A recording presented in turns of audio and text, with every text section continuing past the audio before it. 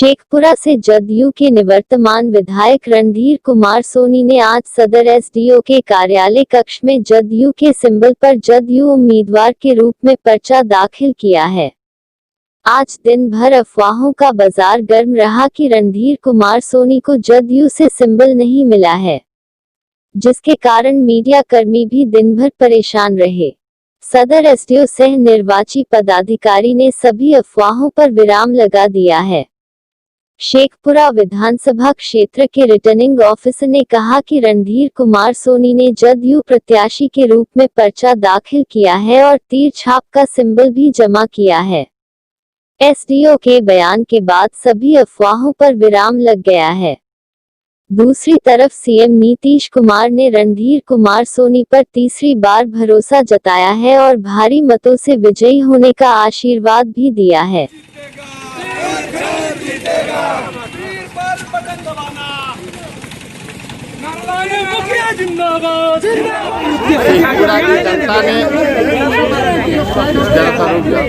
जनता ने 2 बार हमें अपनी सेवा का मौका दिया और हमने क्षेत्र में आमूलचूल परिवर्तन किया।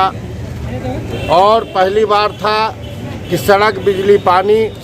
दूसरा चुनाव में मेरा था कि अन्य कार्यों के अलावे हर बोरिंग पर बिजली।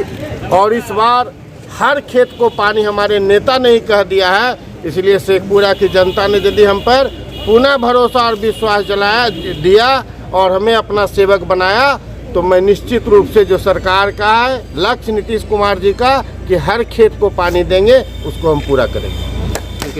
रणधीर कुमार सोनी।